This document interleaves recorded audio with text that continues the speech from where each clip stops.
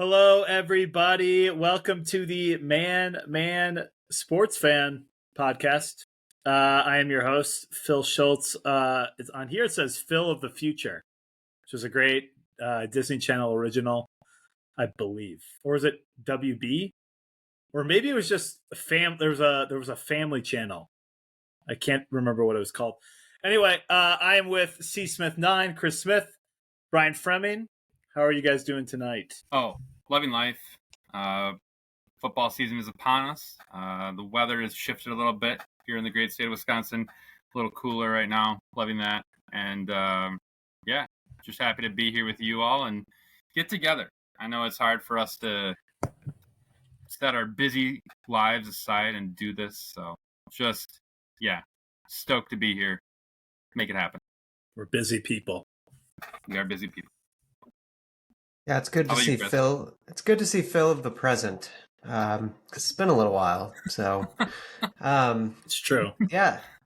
So in my world, August is the busiest month of the year as we plan for staff and students to come back. So it's been a grind, but like Frem said, football's on the horizon, EPL's on the horizon. All is well right now. We're gearing up towards the best couple months of the year in terms of just the landscape of sports. It's coming back. Yeah, it's a busy month for me too, but it's almost kind of nice because it goes by really fast and then football is there, just like right after Labor Day. So, Frem, start us with this intro question. I think it's a great one. A best or worst first day of work or school memory? Yeah, I wish I had a better answer. I have a couple of quick answers. I just think of new shoes. I just think of all the new shoes I've worn, like some Converse shoes, some Reebok shoes, some just new shoes. That's what I remember associate with first day of school. Also, I remember living in the state of Illinois for 1 year. I don't recommend living in that state. I'm sorry for all those that do. But I lived there for 1 year of my life. And I remember wearing a Badger shirt to school day one. And it was just a fun little greeting with some Illini fans in the 7th grade. And yeah, good times and just made some friends really quickly that way. Kids called me out right away and tried to start something, and actually, yeah, became pretty close friends with those guys. And so, yeah, good times going into enemy territory, wearing your, hometown swag. It's a good time. What about you guys? Yeah, that's a good one, dude. I forgot about the first day outfit. That's a thing. You gotta show up looking good day one. Oh yeah, and then you can take the foot off the gas after that. But day one, you got to come in hot. Yeah. Mine is not a first day memory, but when I was hired as a teacher my first year out of college, I got the job, walked into the main office like a couple days later. I was like, hey, I'm new here, something like that. And the lady's like, great, that's awesome. And went to her desk and pulled out this file and gave it to me. And it was the new freshman orientation packet. So yes, it's a great way to start off my high school teaching career. So I'm going to hold to that. It's a core memory of my time. I feel like I want to know how you corrected her or how that went down after the fact. But it was so awkward. Kind of like, yeah, I think I'm working here. It's awesome. You just got that baby face. Well, yeah, and and you got to be Midwest nice, right? Like, you don't want to make her feel bad. Well, it's a coworker too. What are you gonna do? Right? Yeah. Oh, I actually work here. I don't attend. Yeah, I think I work here. Came back and be like, oh hi, my name's Chris. I work here. Right. Well, maybe I don't. Yeah. Maybe I'm just gonna attend actually. Yeah, right. Instead of work. I love that. I mean, there have been high schoolers that they're found out they're 26. You could have been one of those people. Mm-hmm. Could have been. We got some eligibility back. We've been huge. For me, it was my first day of working, and I just remember it because I used to be a youth pastor. I used to coach basketball. I'd go by Phil. I just went by Phil. I didn't think about it at all. And so to my first ever class, it was a 10th grade class. I said, hi, my name is Phil. And then quickly I was like, no, it's Mr. Schultz. That's what you're calling me now. And they never let it down. They never let it down after that. Yeah. So that was the one class that would call me Phil. So, which was not good. It was not what I wanted. All right, let's move to sports. Enough of our past lives. Chris is a student / teacher. Brian, I don't even remember what you said or what the context was. Middle school. Shoes. Shiz. Let's go to the Packers preseason. We've had some family night, which was actually televised on Packers.com. You could have watched it.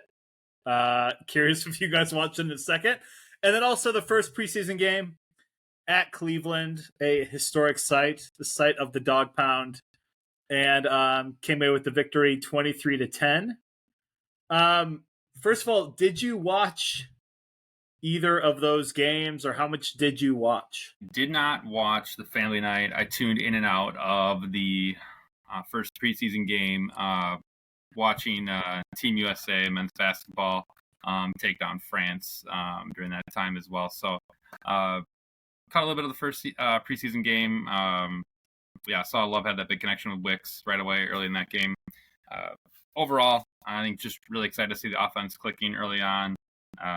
Saw that Dobbs did a really good job coming out, and I'm really excited to see this receiving core coming to their own. I think a critique that we often get, and we made it on this podcast, that the Packers don't have a number one wide receiver. They don't have a good enough receiving core, and I'm really excited just to see Love share the love, pun intended here, of just, using the pieces we have and, really showing out. Because I think we have a really good core that's young and excited, and a lot of these guys are all still trying to make a name for themselves in the NFL. So it's exciting.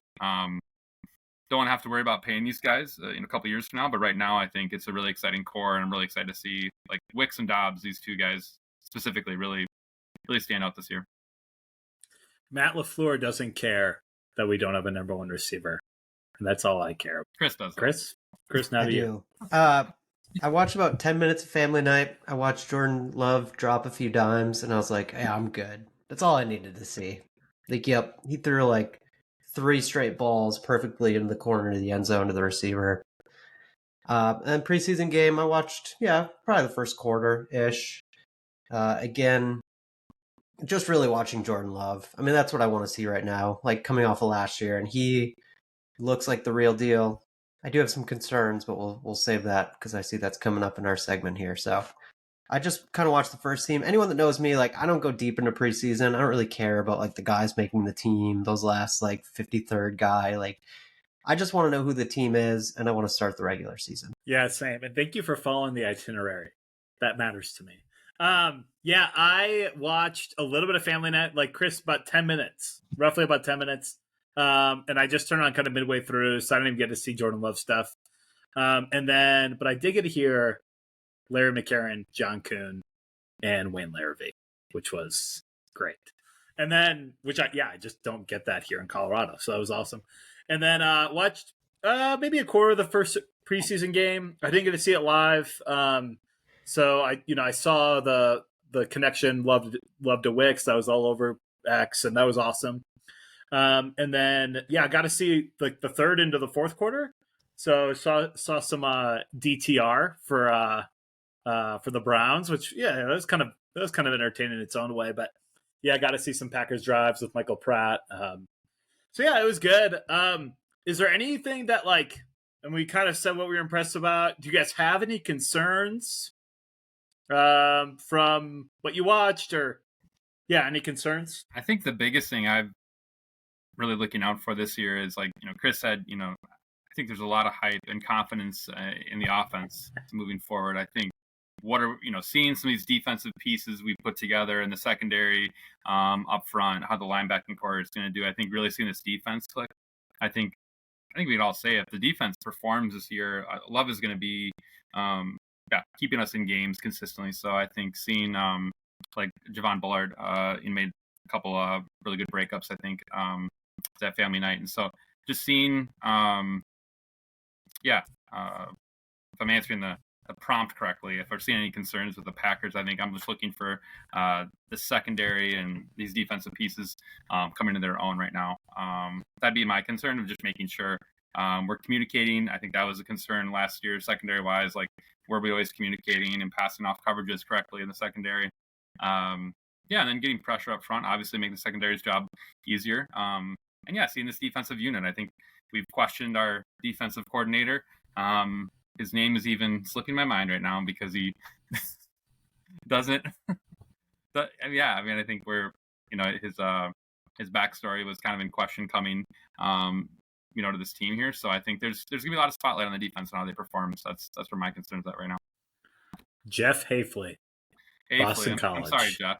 Your name doesn't stick in my brain yet. So I feel like he has to be better than Joe Barry. Jeff. Yeah. Jeff goes by Hefe. Yeah, right. My name is Jeff. Okay. So my concerns are, one, the running back position. Marshawn Lloyd, it doesn't look like he's going to be healthy.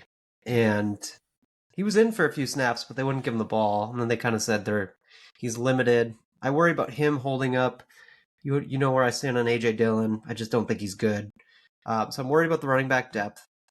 I'm also, it's not really a concern, but I'm really interested to see what we do at kicker, because I think the obvious move is to just keep Greg Joseph because he's good, he's proven, but I just have this feeling, knowing the Packers organization, they're going to stick with Anders Carlson.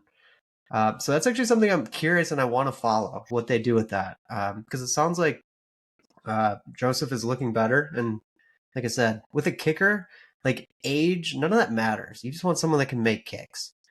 So that's something I'm curious to follow moving forward. And then just Christian Watson, I want him to get through preseason healthy. And I saw like he got banged up a little bit at practice last week, but he seems to be okay. I just worry, like they need him on the field to be super dynamic on offense. So those are some of the few things I'm kind of following the rest of the way here. Yeah, with kicker, it's just one of those things. Like, would the Packers ever trade like a 5th or 6th round pick for a more established kicker? And I think the answer is no, they wouldn't. Like, I just don't think they would. And I don't really get it, especially if you look at some of these teams that are kind of rebuilding, who could use a draft capital, who have like actually somewhat established kickers. So I think the other concern, you've touched on a few of them, Chris. I think the other concern I have is linebacker. And only because it feels like we're a little bit thin. We're running a 4-3 this year. And Edgerrin Cooper's been injured. Quay Walker had a knock during the game. I think he's fine. But it just doesn't feel like we have that much depth. And if we lost somebody, we'd be relying on a rookie. And maybe we'd have enough pieces around him where it wouldn't matter as much. But I think that's my one other concern that other than what you guys got brought up. Just thinking about other headlines or other things going on in preseason, is there anything you guys have been following? Obviously, I don't know if we all care that much about preseason, but has there been anything from the news headlines that stood out to you, or something that you've been interested in? I think to your home state, your current home state, I'll call it. I know your home state's Wisconsin, Phil, but It'll always be Wisconsin. Yes. Bo Nix right now. Just seeing him show out in the first preseason game. Super curious what they're going to do there. Hearing about Stidham being the number 1 there. I think right. If Bo's the guy, just start him. If he's going to get a chance to win games in Denver, I think that is a logical piece there. And that's super interesting division because outside the Chiefs, I think who knows what Harbaugh's going to do. I've questioned if he's going to be really the guy there. And then don't have much trust in the Las Vegas Raiders. So I mean, Denver could be the number 2 team in that conference there. So really curious if they start Bo there. And then also this field stuff in Pittsburgh. I don't know. I mean, it's just super interesting. I'm really wondering what they're going to do if like Russ is going to start the game and then they're going to like throw in Justin Fields packages right now. It's just a super intriguing team right now where they have 2 quarterbacks that could easily start for them. One that has a lot more upside in Fields right now. So I think those are just a couple headlines. Yeah, quarterback positions right now, quarterback play, I think is always going to catch top headlines in the preseason. And then I think I'll just quickly add in, I mean, injuries, right? You're always looking to keep guys healthy. And I think I always saw Rondell Moore for the Falcons is out for the year already. I mean, right. I mean, Rondell Moore, not maybe a top player that he was looking at, but he definitely thought he would play into the Atlanta offense there. So always got to look out for those pieces. And guys get injured at practice. I mean, they're not even playing preseason games. So just hoping that, there's no freak accidents for some of these top tier players. It could really just shake up team, even the fantasy landscape. So hoping people stay healthy. Yeah, I don't have a ton to add from. That's kind of my two takes too. Was one, the quarterbacks. I just think Sam Darnold's going to be good. I don't know if McCarthy's going to win the job, but I think the Vikings are a sneaky good team this year. So I just want to put that on the radar. But then you have, obviously like Caleb Williams and Jaden Daniels, and you hit the Pittsburgh situation and Bo Nix, and there's just kind of a lot of QB battles.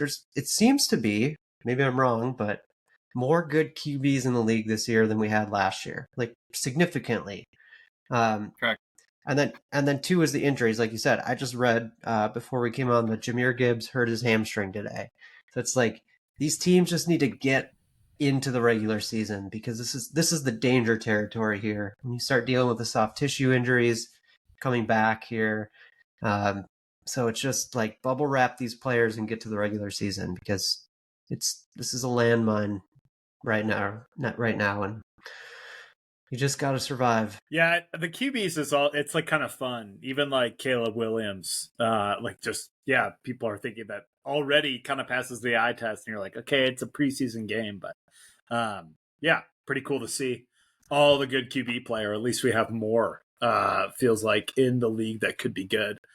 Let's move to Jordan Love. We've already talked about a lot, as we should. I was just curious, looking at DraftKings odds, right? Looking at kind of some early prop bets of him, and it was just kind of interesting. Again, I'm just looking at some over-under stuff. In the yardage and the TDs, I think we're just at a rate where I thought it was worth a discussion and where you guys would go, kind of over or under. So I'll ask you, over or under, Jordan Love, 3,900.5 yards.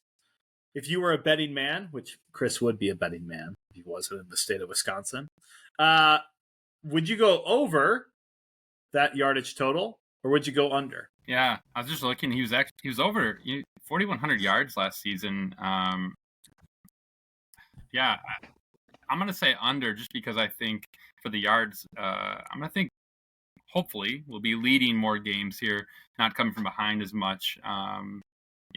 With Jacobs, hoping he's a bell cow. I definitely hear your concern, Chris, about the depth there, but hopefully, if I don't know if Dylan or whoever the second tier guy is, hopefully we have somebody who can maybe grind out games for us. And I hope that number's under as a fan, maybe not a fantasy fan. And then TDs is super interesting. TDs, I could see that being over, just because red zone touchdowns. I think nowadays throwing 30 touchdowns doesn't seem like such a big deal, given just the nature of the game and how teams pass. How we run our offense, just with the little what do you call it, like a drop pass or whatever the little shovel is, like right in front on a wide receiver sweep. So I think you get a few touchdowns like that. I think Jordan Love is very skilled. I'll say, I want to use a different word there, but in the red zone, I think he's very good at getting guys the ball in short yardage in the red zone. So I can see that number being over for touchdown. And just so everybody knows, the over-under on the touchdowns is 27.5. So it just kind of feels a little lower than maybe expected. Chris, what would you say about those two things? So 3,900 yards is 229 yards a game. The Packers showed, now that they have their quarterback in this system, that they're willing to open it up. Love can make almost any throw. I think it's an easy over on 3,900.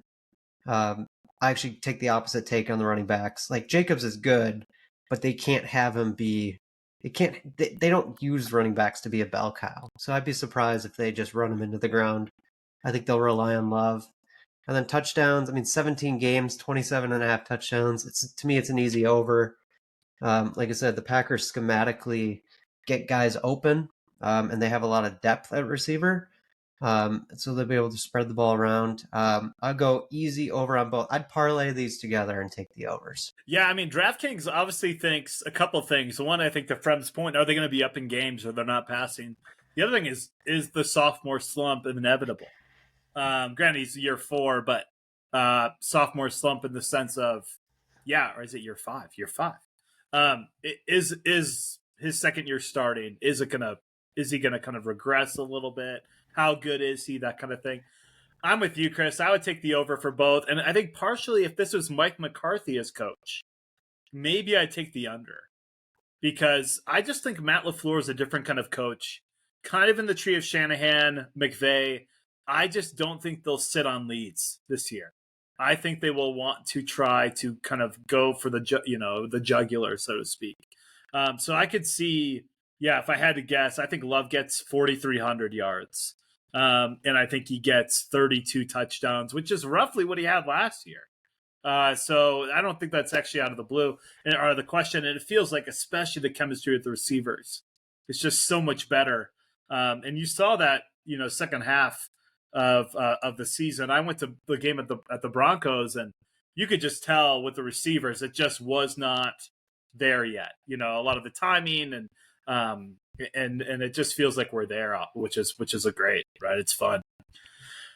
Well, we have a couple more weeks left till Packers, really start. We'll probably touch on these preseason games, and inevitably there'll probably be an injury or something, which is unfortunate, but just kind of the nature of the NFL.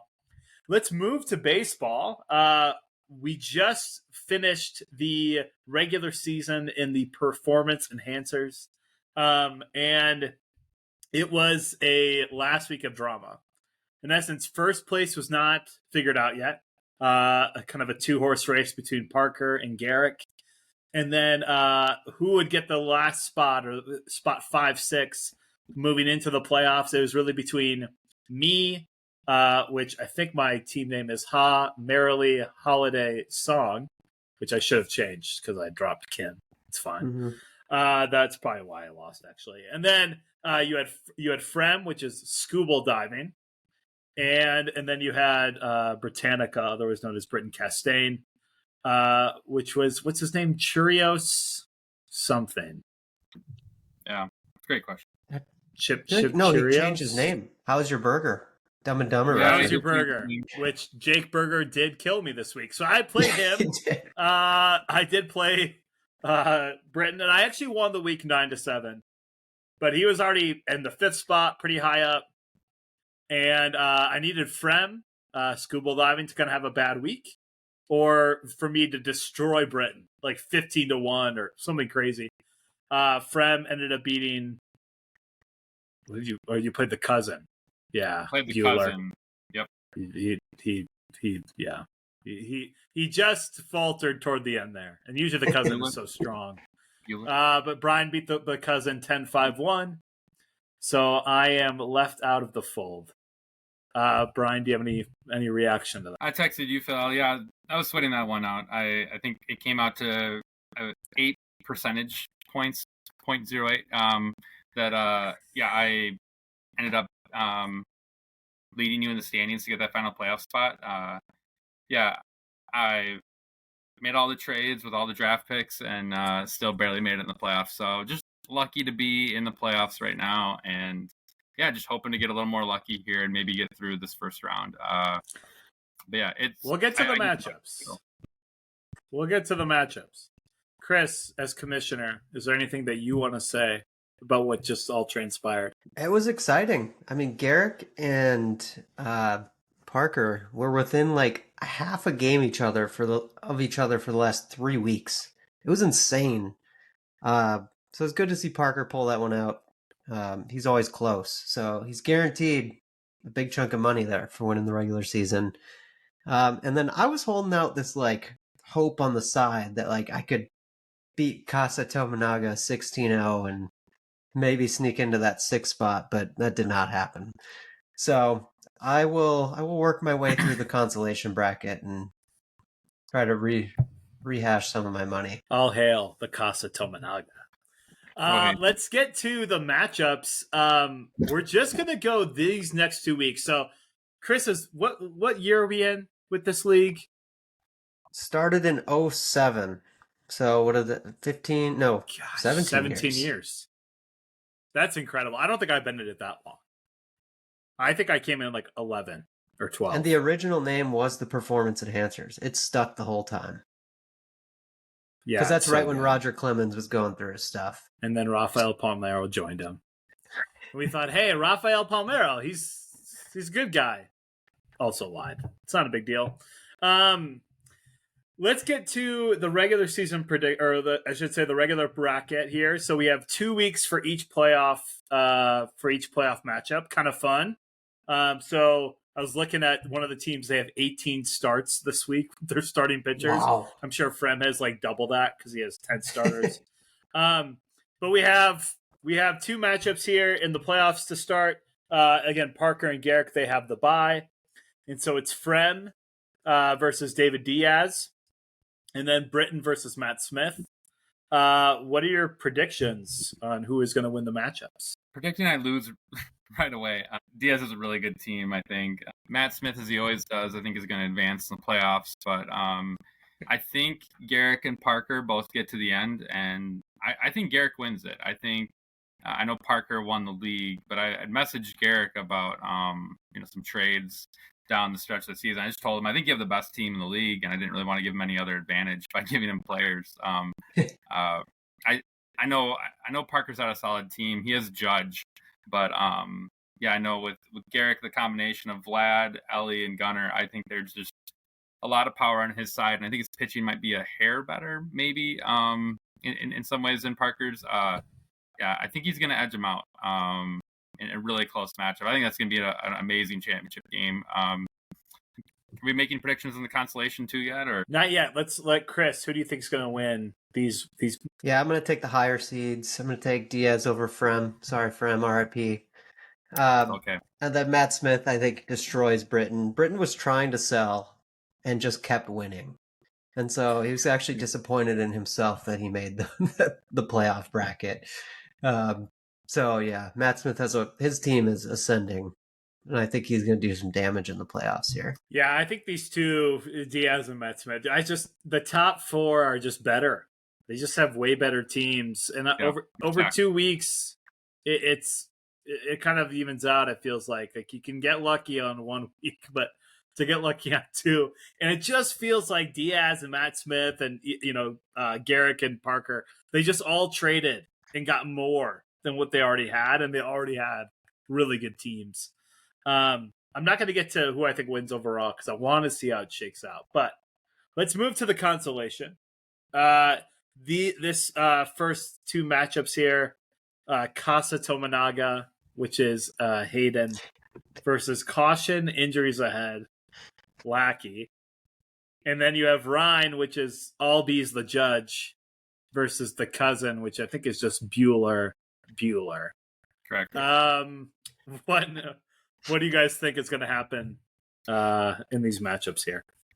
Well, Casa Tominaga, Hayden's team, he has his buddy making moves for him, I think, right now, and he's actually pretty hot. I think so. Hayden's team beat me the second to last week of the season. I think just beat Chris. So I think Casa Tominaga advances, and then I think the cousin, I see him still making moves too.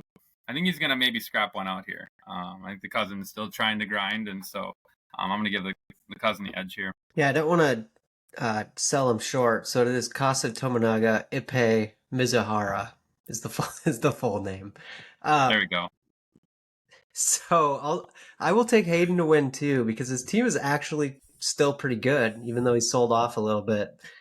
And Lackey, I don't know. I feel like he's probably trying to tank for a better draft pick.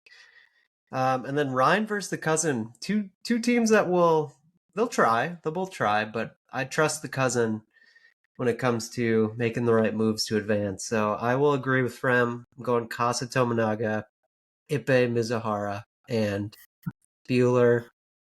I'm going to take Casa like you guys, but I think I'm going to go Ryan over the cousin, because the cousin's team has just been bad.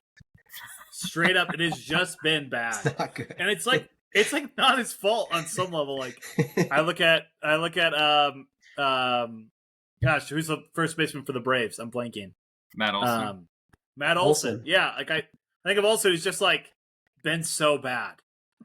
But it's like that guy was like top 5 hitter last year. Like he's had some of these players, and maybe they turn around, and he kind of moves ahead. But I think Ryan actually has a decent team. Has been a little bit unlucky as well. I think he will beat the cousin. And we'll get it. We'll see what happens in a couple weeks here. We'll check Phil, back in on this in our can I next ask you podcast. a question? Oh, Yeah. sorry, I didn't mean to cut you off. So you and I have the bye. You and I have the bye in the consolation bracket as the 7-8 seed. The question is, and Frem, you can chime in on this too. Do you like having a first round bye? Because it's easy to disengage. I mean, I've already made 6 of my 8 moves for Wow. for the period. I think I was just so locked in over the last month that I've checked my app I think like 10 times today, even though I don't have a matchup. So I think I do, because it just allows you to pick up guys you like and see what happens over 2 weeks. There's not the pressure to play them. So I like it. Even if it is easier to disengage, I'm a baseball guy, so I'll still look at scores and box scores. Friend, what do you think? Yeah, I agree with you, Phil. If you're really like in it deep, I think it can work to some degree. But I would say if I'm in like the playoffs, and Chris and I have talked about this a little bit offline, that I want to play every week.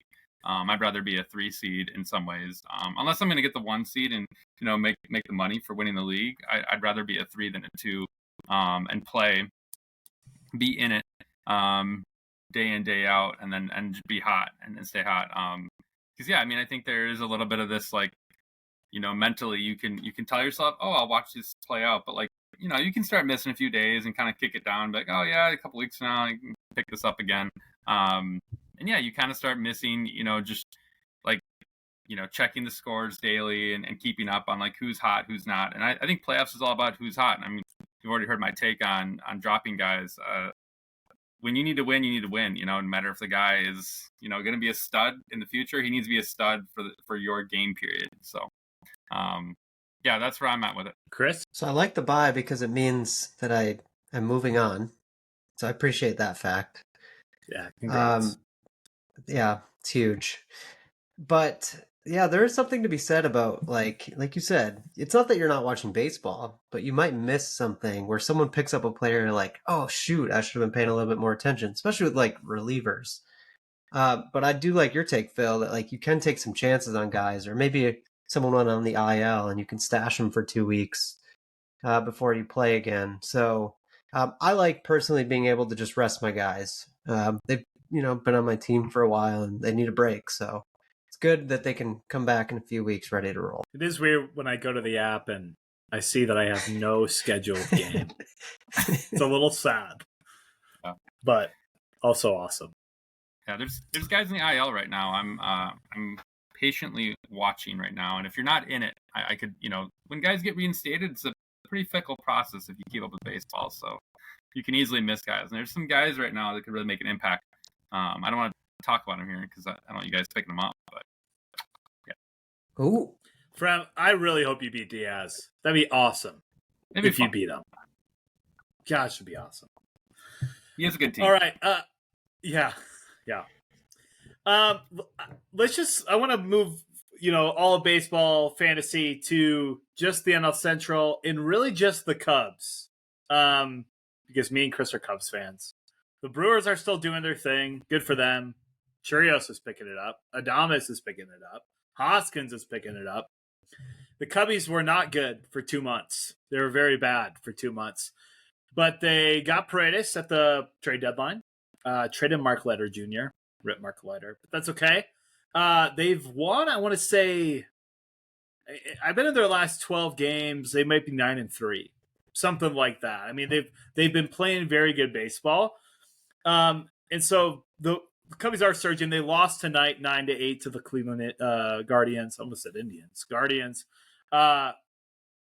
Do they ultimately make the playoffs? Roughly 42, 43 games left.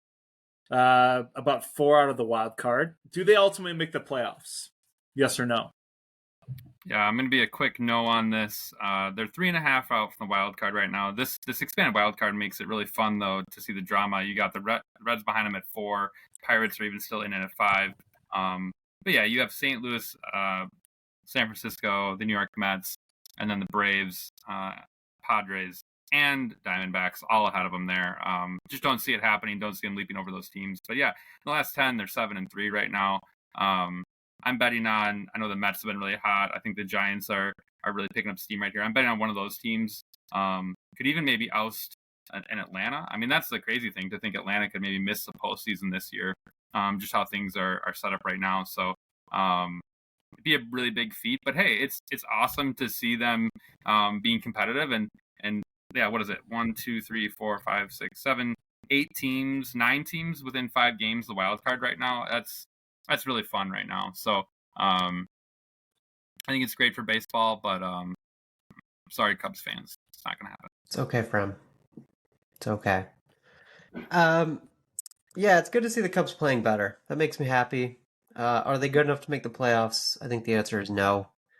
Arizona, San Diego, Atlanta, New York, San Fran, they're all better teams right now than the Cubs, just overall. And they're going to have to leap 3 of them. And I just don't see that happening. So I'm going to go no. I do think they're playing better. Their schedule is actually pretty decent in August. September, I think it gets a little harder. But I still don't think they're much more than a 500 team. And I think you got to be a few games over to make the playoffs. They have a tough series. They have the Yankees. They have the Phillies.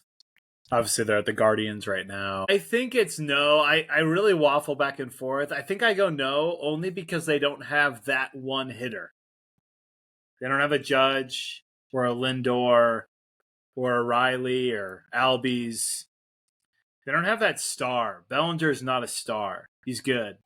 Happ is good. Average to good. Paredes, good. Suzuki, good. They don't have that one guy. And I think sometimes that can make the difference. Guy on second and third tonight, top of the 8th inning, Paredes got up, he strikes out. Yep. Now that could happen to a lot of any hitter, and I'm cherry picking one at bat, but it's just sometimes you need that one guy. And so I'm going to go no, but man, if they made it interesting, their starting pitching is good. Imanaga, I didn't get any really earned runs tonight practically because they had one error that would have got him out of an inning that he allowed 4 runs. But I'm going to say no. I just think overall they've just dug themselves a little bit too big of a hole. And like Chris said, like Brian said, just number of teams in front of them. But it is fun to watch them play good baseball. So we'll move from that. We'll probably check in with baseball here in the next couple of weeks. But we're going to move to what the world calls football. And I kind of want to start calling it football. I don't know about you, but I think I do. I listened to the telecasts on the Olympics. They said football. They did not say soccer. Just crazy. But we're gonna talk about some EPL here. The English Premier League starts this weekend. You can watch it on pretty much Peacock, NBC Sports, NBC. They'll have games. So check it out.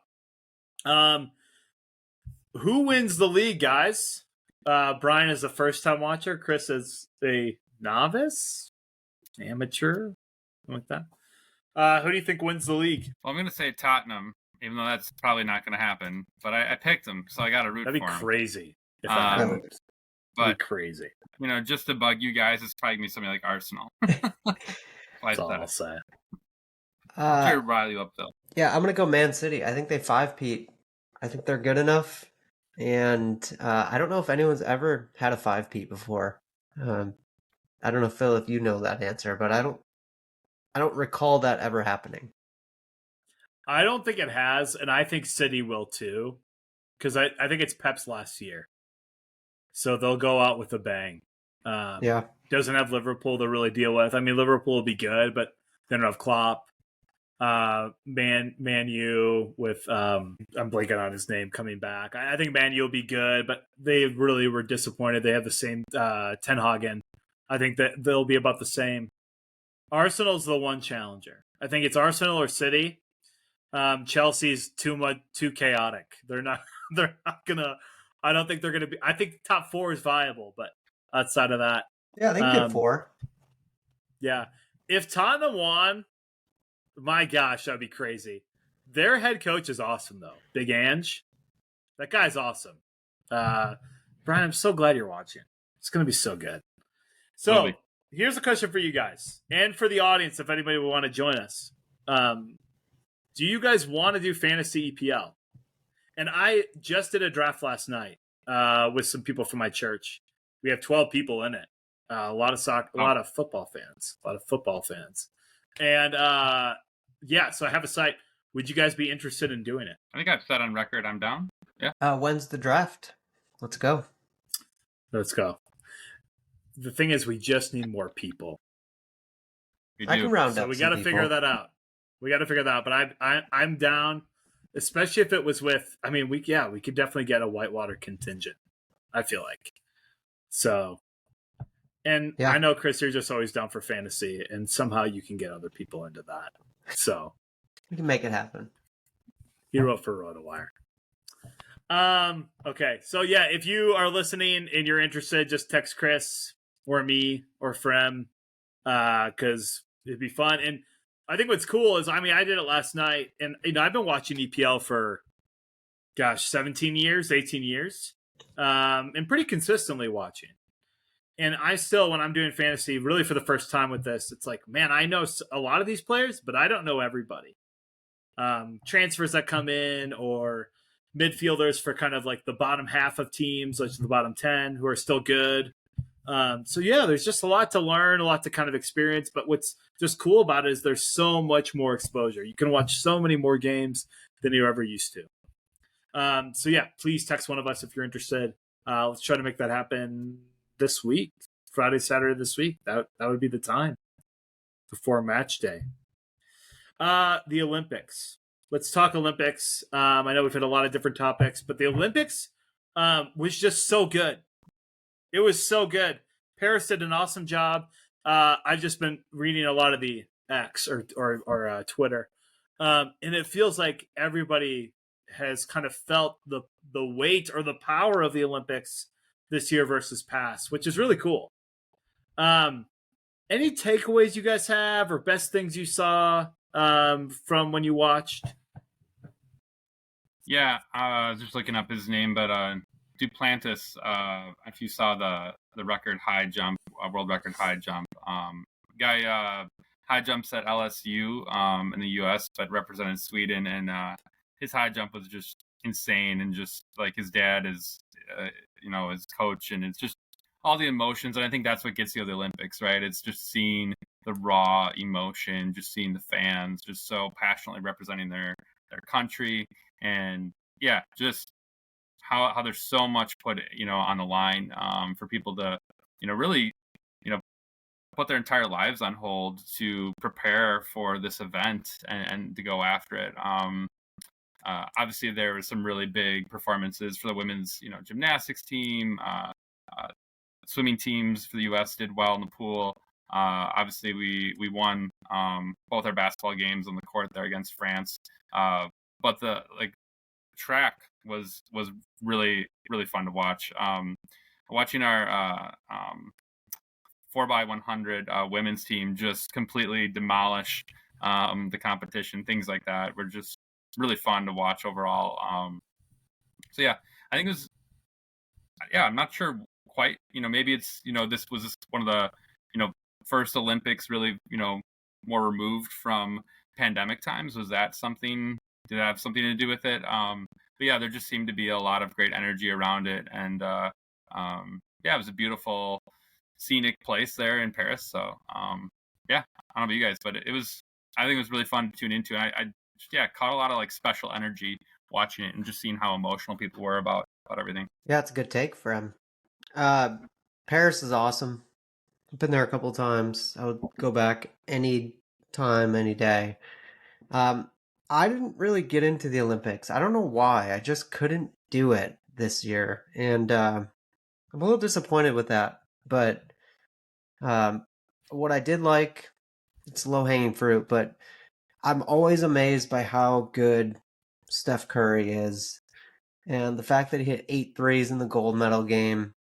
I mean, he's like our age. And to see him still just dominating And the things he does on a basketball court, I think it revolutionized basketball. And now we just saw it on a world stage again. I mean, I'm never not amazed. And I could say the same about LeBron. I mean, what he did at, 39.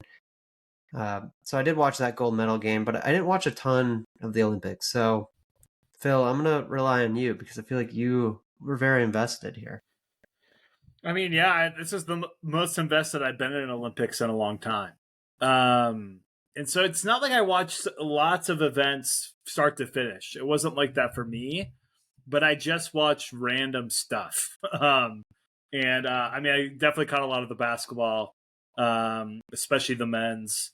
And even watched, it was a random like Japan versus France basketball game, which was crazy. Japan almost beat France. They gave up a 4-point play at the end of the game, and they messed up. They literally should have beat them. And I'm not even sure if it was a quarterfinal game or if it had any like big significance, but it was just moments like that where you saw kind of the joy of the upset coming up. Watch a decent amount of ping pong, which was really good. Gosh, they're good. And so that was fun. Learned a little bit more about handball, which it's still kind of a weird game to me. It's an awesome You game. like it. See, it's kind of weird to me. I'm not like that enamored with it, but it was interesting to watch. And these guys are really shifty. The Denmark team was nuts. The one guy from Denmark was insane. He was so good. Yeah, the most that I watched because my wife loved it was the women's gymnastics. And I think I just got such an appreciation for Simone Biles and for the Brazilian chick, which I can't think of her name. But these are just the top two in the last 10 years. Kind of been neck and neck. And I think you just realize how good Simone Biles is and almost how she's made for this. She's 4'8". She's just kind of insane when it comes to a lot of the individual events. It almost looks effortless for her. Like she wasn't even that concerned about placing, which, you know, for a lot of these Olympians, this is just all that they kind of build up to. I mean, there's world championships and some other stuff, but so yeah, I think I just felt kind of the weight of it more than years past. And maybe it's because I'm reading stuff on Twitter, or maybe that's because like I'm reading some headlines, but it just felt like U.S. men's basketball mattered more than it has in a long time. Women's basketball matters more than it has in a long time, just in general.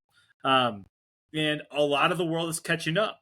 And so it's cool to see just really, really good competition. In 2028, they're going to have flag football, which is pretty cool. I wonder if we'd really disagree on this. I'd be really curious. But if you're going to make your team QB, running back, 2 receivers, and a flex, how would you make your team, or who would be on your team? Yeah, it's a pretty good one to think through. So I remember looking up the rules, and I'm like, okay, there's only 5 starters, I think, out there. I can't remember what that was for intramurals in college. We got 6 or 7 guys out in the field. Chris probably remembers those rules. So do you want to go just all 5 or position by position? Just go all 5. Yeah. Okay. Yeah. So I've thought about different QBs. I just think how he manipulates the ball around the field and just how he maneuvers in the pocket. I'm going to go Pat Mahomes at quarterback. Can't go wrong there. And then, yeah, my guys are pretty obvious, I think. But Justin Jefferson at wide receiver, CeeDee Lamb as well. I got McCaffrey at my running back, and then may change it. Yeah, you know what? I'm going to reunite them. I'm going to make Tyreek my other receiver because I think, why not? Mahomes needs to throw to Tyreek. So that's my 5. Chris, do you have anybody different? I do. So I went a little different here. So when I think of flag football, I'm thinking like speed and shiftiness. And so my quarterback is Jaden Daniels, and I think we're going to see that this year. He would make an elite fantasy or flag football QB. My running back is Jahmyr Gibbs, because when he's in open space, he would be hard to pull the flag on. My receivers are Tyreek and DK Metcalf. You got your 2 speed, but you have 1, like DK's got the size too. And then my flex is Devon Achane, because if you get him in open space, you're not catching him either. It's interesting. I mean, I I'm like Frem. I think I had everybody except instead of Mahomes, I had Lamar because of the speed. He's not as good of a thrower, but just the speed, man. Devon Achane. I don't think that many people would have picked him. I'm really curious how they're going to actually do it. Like, I know. is it just going to be anybody that can join this? Or are you going to have to be part of a flag football league? Kind of like the 3-on-3 tournament? Like, you had to be part of the 3-on-3, league or whatever that it was in the United States. I wonder, I'm just curious how they're going to do that. I believe Team USA has a team, actually. I remember watching the championships one year, so I think there already is a flag football championships and I imagine there's already international play with that. So, like you said, Phil, I think it's probably going to be something built out of that. Now, whether or not NFL stars try to lobby to get into that, or guys like X stars, like Jimmer Fredette was in the 3-on-3 basketball league. Maybe I think that'd be interesting. I unfortunately can't imagine anyone's going to risk their career, like Chris said, soft tissue issues, and knowing when the Olympics happen and when the season starts. I can't imagine anyone being allowed to play really that would play in the NFL actively. But it's be pretty interesting to see if some ex-college players or some people come out of the woodwork. You just wonder when they're going to get cornered. Chris is When they got ready. breakdancing. Actually, they're not, but they're not bringing that next time. They're canceling it. It's disappointing. It's kind of funny. All right. Hey, the Olympics was cool. Hope you guys enjoyed it. Our last segment, the top 5, the one that we all look forward to. Whenever we make these scripts, this is not a scripted show, but we ask questions and we actually think about it a little bit, but we never know what the top 5 is going to be. So, top 5 fast food chains of all time. For number 1, we all put Culver's. I'm just going to say it. Do you guys have any reasons why you picked Culver's as number 1? Well, for anyone that has food allergies out there with kids, life is actually kind of tricky to go out to eat. So we've actually found Culver's to be a really good place. A lot of great options if you have any allergies. And yeah, you just can't go wrong. The Butterburger, chicken tenders, you got ice cream, I should say custard. Custard. Yeah, it's just solid. It doesn't go wrong. There's a lot of them throughout the state. And if you travel north in the state, if you really go, I think even north of the Dells in Wisconsin, the fast food options really dwindle. Phil, I think you'd know that because you lived up that way. Culver's is everywhere, and it's just consistent. Very few bad experiences at a Culver's. How about you, Chris? Just wait, before you answer, Chris, if you do go north of the Dells, you do hit Toma, which has a decent amount of options. And then Eau Claire, it actually has good options, but it's not that accessible from the interstate. It's like the one downfall of Eau Claire, I think. I like that we're still fixing our top 5 here. We're still undecided on the rankings here. That's awesome. Yeah, if any of our listeners are from Toma, I'm sorry, I think. I don't know if Toma's a good place to grow up, but Chris, Culver's? I mean, if you've had it, right? Like, burgers are great. Fries are good. Cheese curd. I mean, like you said, there's nothing bad about it. The only thing is like I've grown not to like custard as much over time. It doesn't sit as well with me as it used to. It's a little bit of a disappointment. But there's nothing about Culver's not to like. Friendly service, clean tables, clean bathrooms, great food, never disappoints. I guess as we get older, custard affects us. Guess that's great true. root beer. You can still have great fountain drinks. Great root beer. Can't go wrong. I haven't had the Culver's root beer in a good 6 or 7 years. I gotta partake next time I go. Yeah, just don't drink pop that much anymore. Yeah, Culver's is just so good. The largest Culver's is the exit to go to Whitewater. Newville, Wisconsin. So it has a conference room that you could kind of sleep. That's what our listeners need. Sauk City, number 1 Culver's of all time. So right outside of Madison. It's kind of awesome. Number 2, this is where we go off in our different paths. Brian, what was your number 2 fast food chain of all time? It's another Whitewater favorite, Qdoba. You cannot go wrong with Qdoba. You have the free queso, multiple queso options, I should add. And it's just a classic Americana, kind of Mexican food. And you got free guac. It's just a solid option. So can't go wrong there. And I don't know if I have much to say about it other than it's better than Chipotle. I'm just going to throw that out there. Throw the gauntlet down right now. It's superior to Chipotle, and it's a really solid option. So quick line, get in and out, get your food right away, and get back on the road if you need to. Chris, number 2. Yeah, so my number 2 is A&W.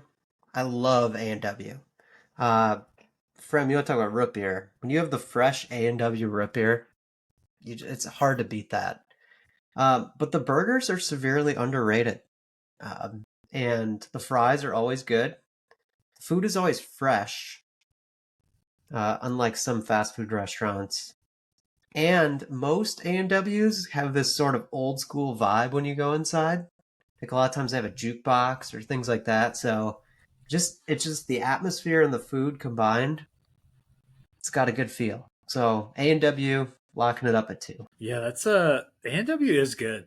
It's been a long time since I've been there, but their burgers are good. You're right about that. My number 2 is Chick-fil-A. No, didn't have Chick-fil-A until I went to Indianapolis in 2012. I was like, oh, this is pretty good. And then moved up to Colorado, and they just boomed. They just started popping up everywhere. And I did 5 first 100 events where you go to Chick-fil-A, you stay in their parking lot for 24 hours, and you get a year's supply, 52 meals. And it was so good. It's so good. So I've had hundreds of Chick-fil-A meals, literally hundreds. And it's just so good. Like different sauces, consistency. Right it's I've had hundreds. I'm not even joking. I got 250 free meals of Chick-fil-A. The number just keeps going up, Phil. In my time there. I mean, He's had thousands of quick Chick-fil-A meals. No. Stop. Love this. But yeah, I had the number 1. That's all I could get for like 2 years because I had all these free number 1 meals. That's just the original chicken sandwich. The original chicken sandwich. Oh, love that. With fries and a drink. And I never got sick of it. I never was like, oh, I don't want this. It was always good. So, go to Chick-fil-A. That's the moral of the story. All right, number 3. Frem, start us out. Couldn't hype it anymore. Yep. So, I'm going to briefly list off the reasons why I like it, but I'm going to also mention why it's not higher on my list. So, number 3, Chick-fil-A, like you said, Phil. The chicken sandwich is phenomenal. The sauce is the boss. So we'll get into our debate about what the sauce is. But Chick-fil-A sauce is phenomenal. Their waffle fries. They even make salads really good if you want to go a little healthier. Got some great lemonade options. And their service. They have this like Southern hospitality service deal going on there. And they're just always friendly, always kind. It's just a really nice atmosphere to go in. Clean and just a very welcoming atmosphere to come into. Why it's not higher on my list? Wisconsin's slowly starting to add them to the area, so there's not many of them. And the ones we do have are completely flooded with customers. I'd say about 90% of the time. There's always a line in the drive-through. You probably have to go in if you really want to like get your food a little quicker. Just kind of a bit of a pause there if you're in Wisconsin going to a Chick-fil-A because they're usually flooded with people because we don't have enough of them. So that's why it's not higher on my list. Just access to Chick-fil-A where we live is not great. And they are closed on Sundays. Another little drawback there. But that's Chick-fil-A at number 3 for me. What about you, Chris? Yeah, so I'm going DQ, Dairy Queen, number 3. We all know about the ice cream. The Blizzard is the single greatest invention of all time. But if you've eaten at a Dairy Queen Grill and Chill, you know that they have amazing burgers there. And you can pair it with an ice cream. You can pair it with a drink. They have like this meal where you can get 4 things for like $5. So you can get like burger, fries, ice cream, and like something else. Kind of wild. But Dairy Queen Grill and Chills. Next time you drive by one, I encourage you to stop, give it a shot. I can't guarantee who's going to be working and what your service is going to be like, but the output of the food should be quality. That's all I got. I think you're right about the Blizzard. The Blizzard is like it's a great product. And it had never been done before. No. Yeah, you're totally right about that. Yeah, it makes me want to stop there. There's one right by where I work. Huge. Number 3 for me is Chipotle. And it is better than Qdoba. Better ingredients, better taste. Yes, you don't get the same amount of guac or queso. You have to pay extra, which is lame. But you get double rice, double beans, and double fajita veggies. That's not extra. You can just kind of load it up. Yeah, it's just so good. And it's healthy, which I like. I like some health in my fast food. Number 4. Still editing. This we go a little off the rails here. So we'll see where it goes. Coming here. I was a little too broad when I first wrote it out. I need to put most places. Chinese takeout in America is pretty similar, I would say, to a large degree. I think I've looked up, they like make it in woks and they can heat their food up really quickly. Very quick service to most Chinese places. We have a ton of takeout places in the Milwaukee area here for Chinese. So a lot of places to hit up here. And yes, most Chinese takeout places are good. Read a review about it. Usually small towns have a really good buffet. I remember Black River Falls. So this is going up towards you, Phil. Black River Falls, Wisconsin has a great Chinese buffet place up there. Whitewater had a great Chinese buffet place. So most small towns do it up really well. Was it the Shanghai Bistro? Is that what it was called? That doesn't ring a bell. But I would say most places are solid. And I know I see another name of some Asian quick food. But I think, whether takeout or buffet, I think most places, at least in this state, are really solid. And always a fan favorite for me. How about you, Chris? Shanghai Bistro is Eau Claire. Beijing Buffet. Beijing Buffet. There we go. Beijing Buffet. And it was really good. Yeah. Only Frem would go just Chinese takeout. But that's what we appreciate about you. I'm not even sure if that's fast food either. It might be. I mean, it might be. A buffet. I mean, come on. You sit down and the food is there immediately. Oh, buffet is not. You can't.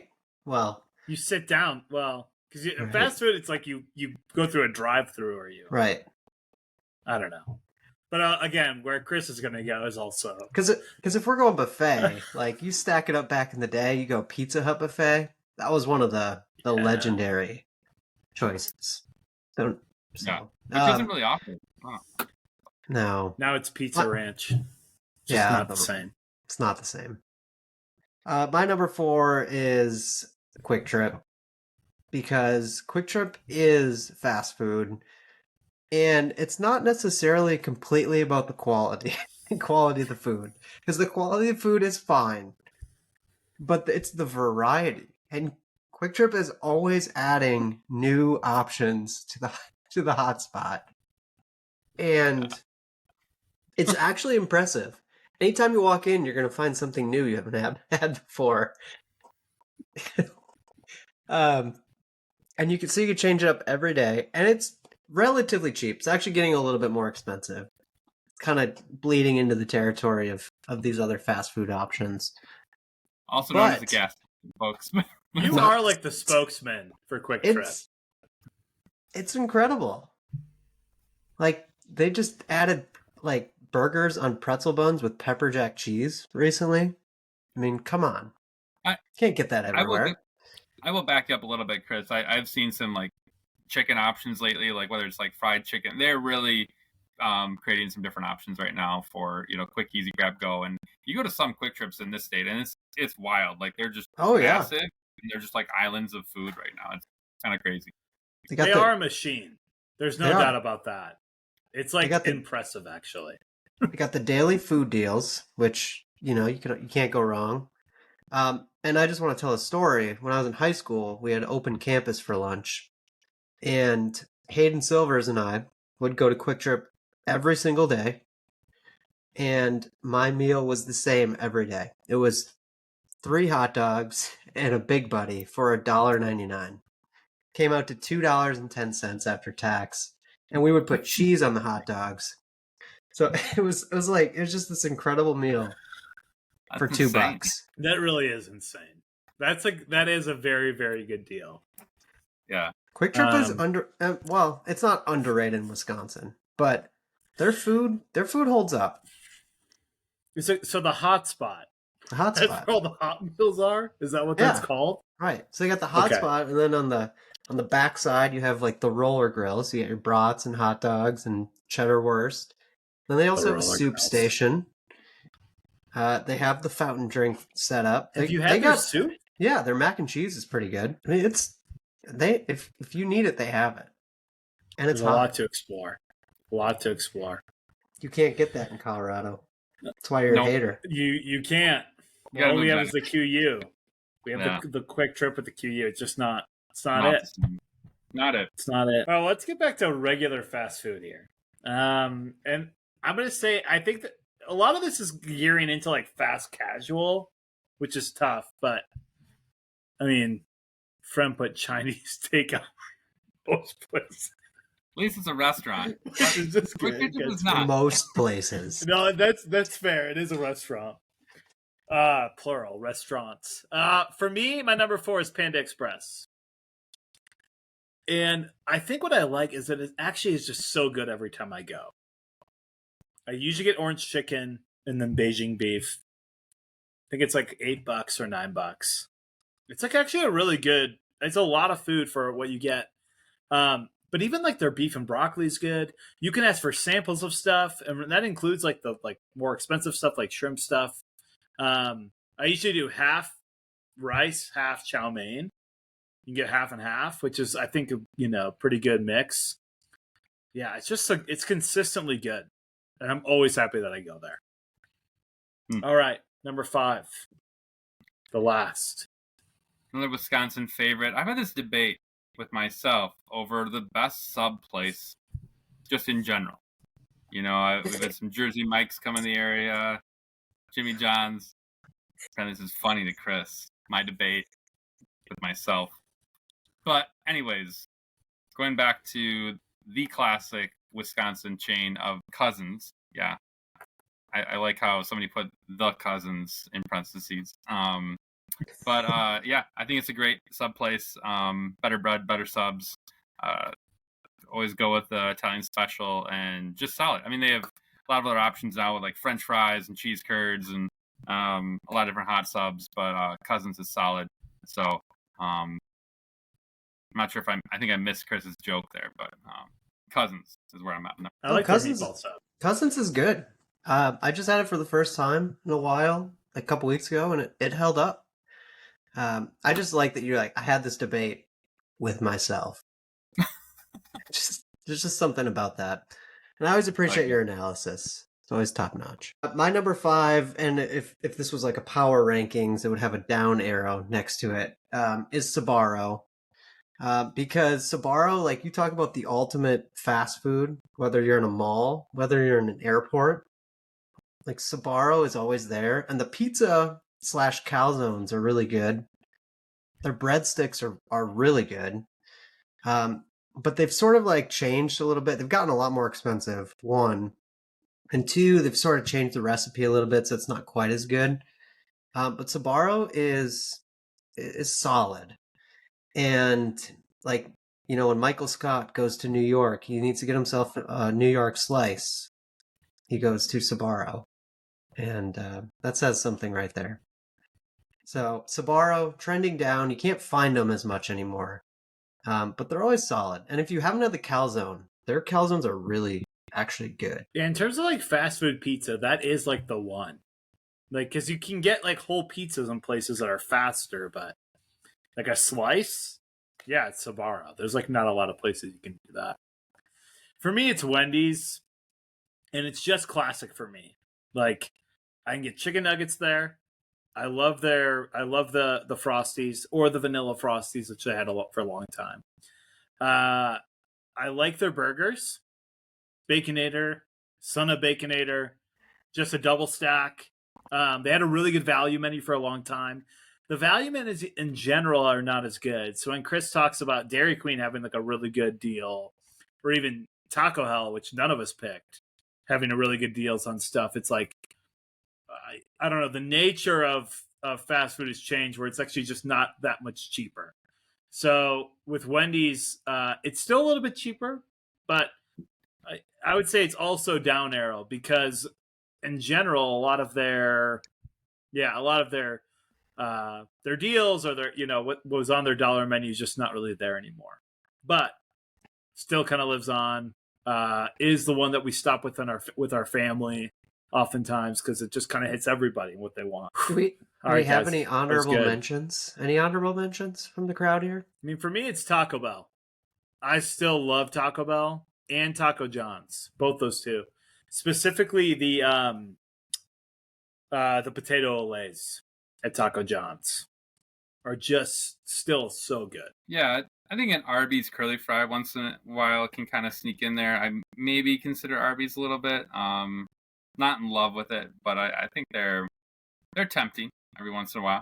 Yeah, I think that's one of them that sticks out to me. And I truly could go for a lot of sub places. I can definitely eat a Jimmy John's, stuff like that. So I think a lot of sub places could be kind of an honorable mention area for me. Yeah, for me it's Burger King. I used to love Burger King. They've sort of gone downhill a little bit. Too. And the other one, I didn't know if this was considered fast food, but Cinnabon, best cinnamon rolls almost of all time. I just don't know if it really could make a fast food list. Didn't feel right. Is it Cinnabon or Cinnabon? I don't know. You tell me. I think it's Cinnabon. Things we will ponder. Oh. Christian Ponder. Yeah. I'll just throw one other one out there. We don't get access to it up here much, but Sonic. I feel like if we had more Sonics, I may be intrigued by them. Their shakes and their whatever slushies always look really interesting. There's just not a lot of Sonics in the area, so I don't frequent Sonic. But that is one I'd say, like, on a national scale, I'd probably wonder about more. Yeah, I feel like In-N-Out and Whataburger, right? Like, those are other ones I feel like if I had them more, they'd probably easily be on the list. Just haven't had them enough. Well, and they're good, but like they kind of like go with Culver's. So it's like you kind of choose one out of those chains in my head. Although you did pick A&W. But A&W's like has its own distinct feel just because of the root beer and like you get like the root beer floats, nostalgia. That kind of thing. Yeah. Right. Yeah, definitely a smaller. The other one that's really good is Five Guys. Correct. I've never had Five Guys do it. And I don't know if that's fast food. Like it's kind of up in the middle, up in the air, but like yeah. You just have to pay. You just have to like max out your credit card to purchase it. You do. Yeah, it's expensive. It is expensive. Yeah, price point's not there. What's cool is you can put anything on your burger that you want. So if you're kind of just like a chill, like I just want a cheeseburger, it's not maybe the place for you, but like if you want to like load it up, that's kind of part of it, I think. So all right, that was fun. Reminiscing. We'll have to look up if it's Cinnabon or Cinnabon. Pretty sure it's Cinnabon, but we'll talk about that next time. This has been the Man Sports Fan. Thank you for listening. Follow us on the X. Text us if you want in the EPL League. Try these fast food chains if you've never been to them. I bet almost all of you have, except for maybe Quick Trip. If you haven't had Quick Trip food, you need to go do that. The hot spot. The hot spot. We'll see you guys in a couple weeks. See you all later.